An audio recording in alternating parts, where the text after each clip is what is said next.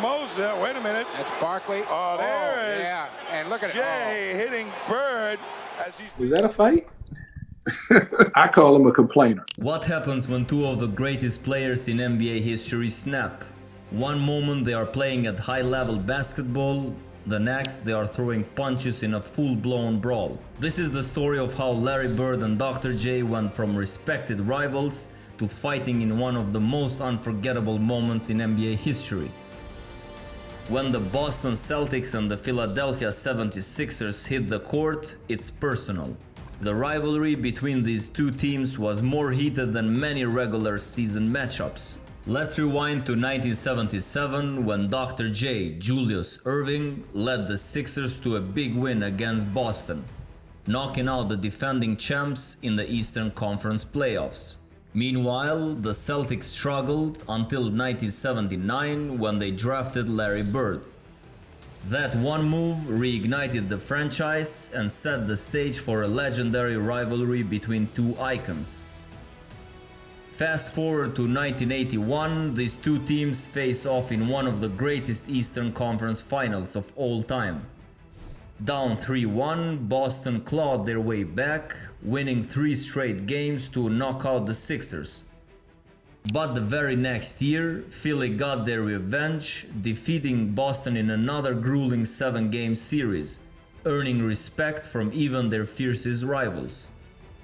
Celtics fans chanted "Beat LA" as Philly marched to the finals. Beat LA. Beat LA. That's great. Let's listen. But that respect didn't last long. In 1983, the Sixers were unstoppable. They acquired MVP Moses Malone and swept the Lakers in the finals, while Boston was knocked out by Milwaukee. With both teams at the top of the NBA, their rivalry was hotter than ever. The two teams even clashed in a heated 1983 exhibition game with multiple brawls. Larry Bird even tore Sixers coach Billy Cunningham's jacket. November 9, 1984. Boston Garden. The reigning champion 76ers are in town and Larry Bird is ready for war. Bird's trash talking was legendary and tonight he wasn't holding back, not even against Dr. J. From the tip-off, Boston was in control.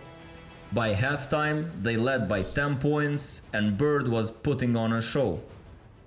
By the third quarter, he had already dropped 42 points, but it wasn't just his scoring that was getting under Dr. J's skin. It was Bird's constant trash talk.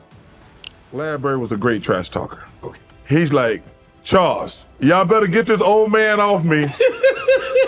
I'm telling you, and he's just roasting Doc. But things were about to get wild. Early in the game, one of the referees had to leave due to an injury, meaning only one ref was left to control all the intensity. With the Celtics up by 20, things were about to boil over. Bird was all over Dr. J, scoring at will and talking trash with every bucket. Then it happened. Bird drove hard into the lane, catching Dr. J with an elbow. The whistle blew for an offensive foul, but Bird wasn't backing down. He thought Dr. J flopped and he let him know it. That was the final straw. Dr. J, the calm veteran, had enough. Bird and Doc locked eyes and the next thing you know, hands were flying. Dr. J grabbed Bird by the neck and Bird retaliated. Moses Malone and Charles Barkley jumped in to separate them, but not before punches were thrown and the benches were cleared. When I went back and looked at the tape, Doc was nailing his ass. I was just trying to pull guys apart. Yeah, but you know you can't, in a fight, you can't grab one unless somebody grab you. Hey, you grab him. I grabbed Larry because I didn't want him hitting Doc. But ain't nobody grab Doc. I know. I know. The brawl was instant NBA history.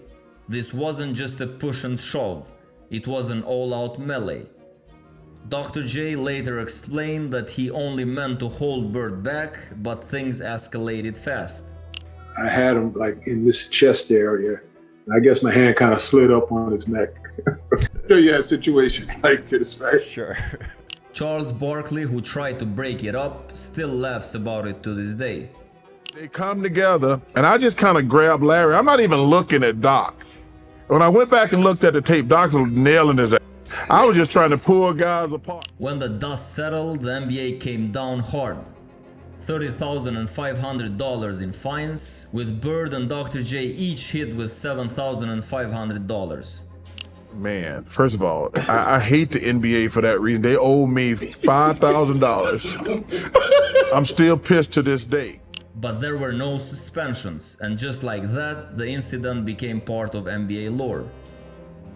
And what's wild is how fast things turn around.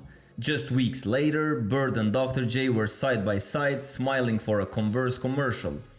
That same year, they even released a video game, one-on-one, Dr. J versus Larrybird.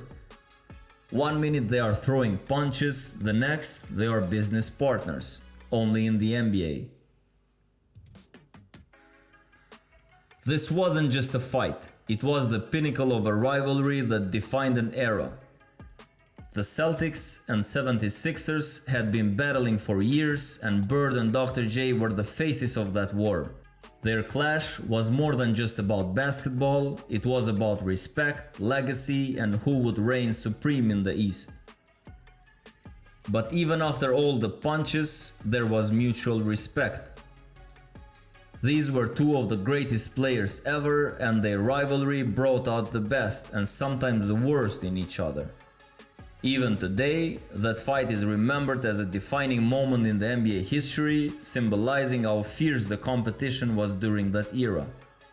You know, everything happened so quickly. I mean, this is all 5 or 6 seconds and what it goes, but suddenly it could live forever. Even though they have long since retired, their rivalry and respect endure.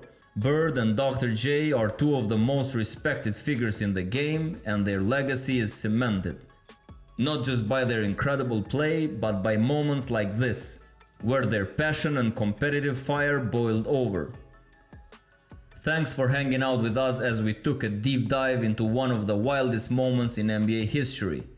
If you like this video, make sure to hit that like button, subscribe, and ring the bell for more dope NBA stories.